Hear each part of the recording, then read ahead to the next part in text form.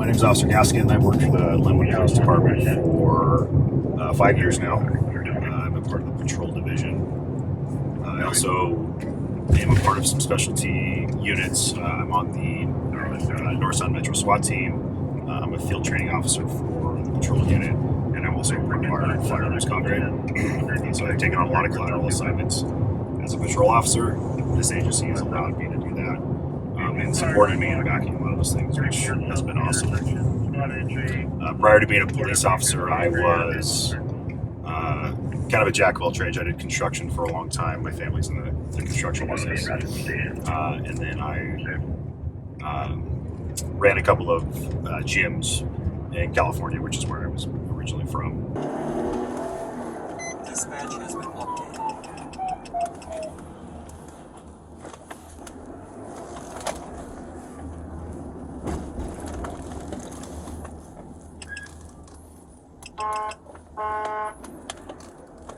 Some kind of panic alarm. Is there anybody inside? Yeah. Can we go check? Let me call him. Like, was it just recently or was it this morning? No, just now. Just now? Can we go inside? Yes. Can you let me in this door?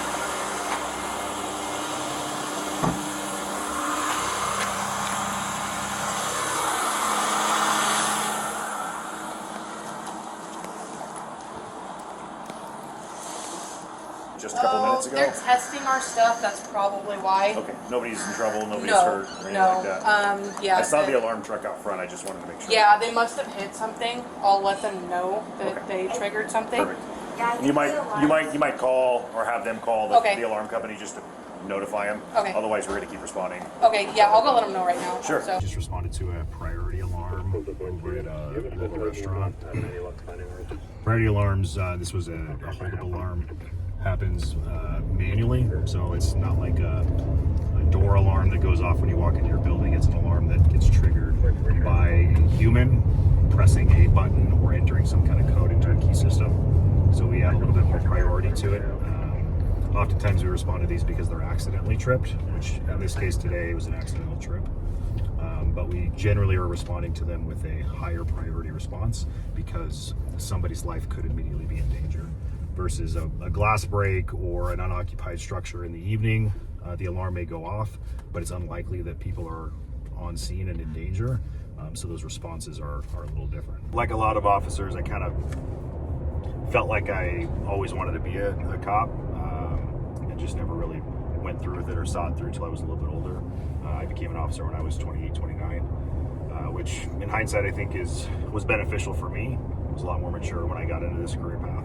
And I think that's just helped me along the way through my growth. Being in the service industry is something that always appealed to me, and being able to help other people was really the reason that I became a police officer and was interested in it to begin with. And since I've been a police officer, that's always been my driving motivator. We got a call from the principal at a local middle school indicating that there was some known gang members that were on the campus earlier this afternoon. The principal is concerned that they might be showing up later this afternoon when the school gets let out. We had an officer respond there about an hour ago that actually contacted some of those gang members and was out with some of them. So we are just heading to the school right now just to kind of give a police presence at the school while they do kid pickup and kid drop off. Oftentimes just having the police around and having a presence in a local area can deter crime itself. So we don't necessarily have to actually do any law enforcement action other than just being present.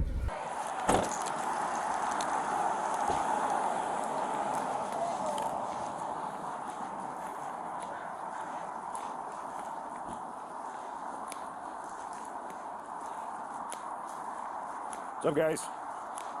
How are ya? What are you guys doing? We're waiting for our siblings to get out of middle school. You what? We're waiting for our siblings to get out of middle school. Oh, your siblings? Yeah. Okay. You guys all have brothers, sisters that go to school here? Yeah. Yeah. This is where you guys normally hang out? Yeah. Fair enough. You guys live here? No? Yes? Oh, you don't? You live nearby? Okay. Dude, that's a pretty weird thing for someone to just roll up and tell the cops, hey, I know these cats and they're trying to beat up my little brother, right? Does that not seem weird to you?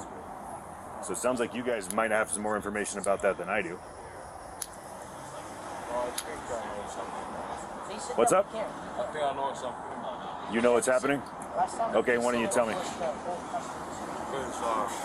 We responded to College Place Middle School just for some reports from the principal that there was some gang members hanging out in the area. When I got there, noticed a group of juveniles, approximately 16, 17 years old. They were just hanging out on the opposite side of the street of the school before school had been released. So we contacted them. After speaking to them for a few minutes, they were kind of giving me the runaround about why they were there. But eventually one of them told me that they were there kind of as muscle for their cousin who had recently gotten beat up. And while we were on scene, a car had driven by and notified us that those kids were waiting for the kids that had jumped their cousin to come out of school, and they'd been there the last couple of days just kind of as an intimidation thing. So we had a conversation with them about their legal presence, the presence that they were, the scared presence that they were making at the school. They were able to get their cousin or their siblings and walk safely back to wherever it is that they were going. But like I mentioned earlier, oftentimes just police being in the area or a police presence will divert crime from occurring. And so preventative measures were taken that hopefully avoided any kind of violence from occurring. We're seeing an uptick in juvenile violence recently, both in our city, in our surrounding county, and just statewide. We've seen a lot of increase in juvenile violence, both from just minor fights to everything from juveniles carrying guns and stealing cars and shooting the police. So we are on high alert when it comes to juveniles, especially these juvenile gangs and known juvenile gang members. We're trying to be pretty vigilant about making a police presence with them and making a police presence in those areas so that we can hopefully have some kind of positive effect on that criminal behavior occurring.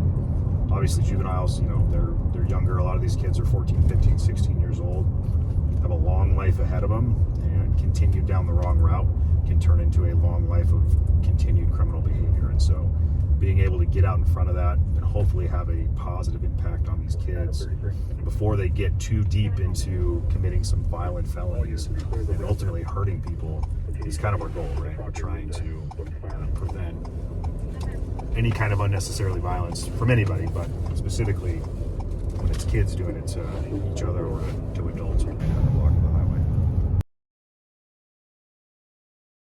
Pulling into Cricket Wireless.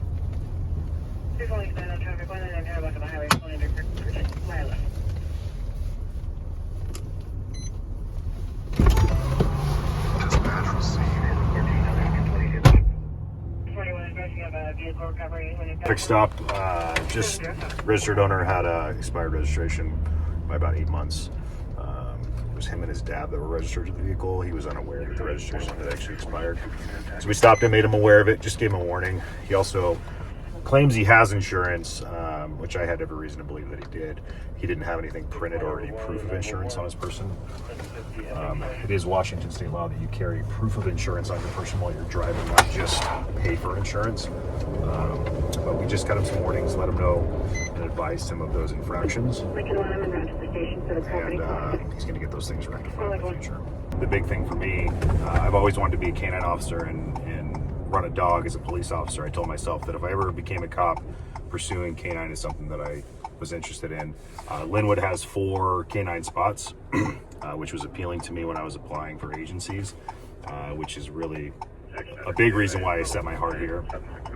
Also, size-wise, Lynnwood was kind of in that special spot where it's not so big that I don't know everybody that I work with, but it's not so small that we're not doing a whole lot of work. We're right in the middle. We get a lot of good crime here. We have a lot of good assets, a lot of good specialty units, a lot of good commitment. There's also a relationship that Lynnwood shares with its city council and its city as a whole and the community that I think is different than some other agencies do it. And I was really drawn to Lynnwood by a lot of those things. And so once I was hired and eventually selected to work here, I settled in pretty well because Lynnwood was at the top of my list of where it was that I wanted to work.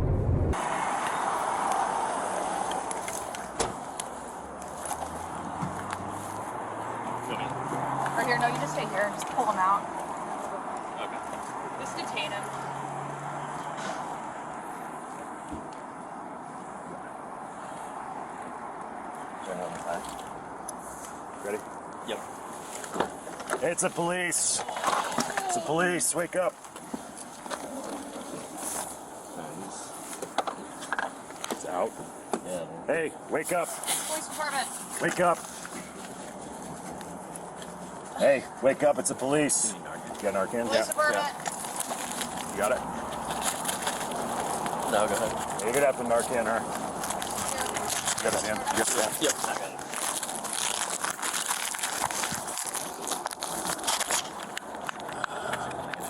Roll late if you haven't. Not yet, but just start rolling them. Both occupants unresponsive. Applying Narcan. Sit him up. Sit him up. Sit up. Sit up. You got one. You got another. You got another dose. Yeah, hold on, wait. Wait like 3 minutes, please. The male,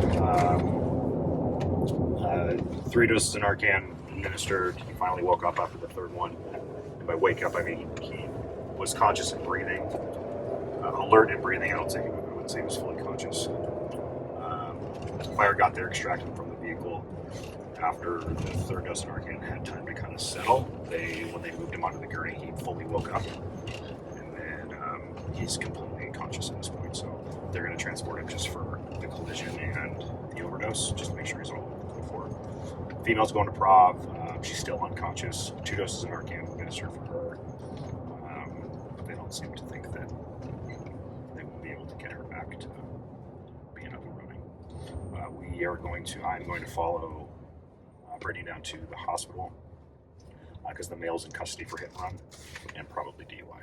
We're trying to use tactics to give ourselves an advantage when waking up someone that's potentially under the influence of, in this case, likely narcotics. They can often wake up in a frazzle, and in order to prevent any kind of continued violence or sudden unreasonable decision, we will try to get as many officers on scene as we can before we try to make contact. In this case, once we had made that initial momentum to get contact, they were completely unresponsive. So we went from a tactical operation to a life-saving operation where we are then trying to provide medical assistance to these patients who are completely inoculated from whatever drugs or alcohol that they were under the influence of. So multiple doses of Narcan were administered to both subjects.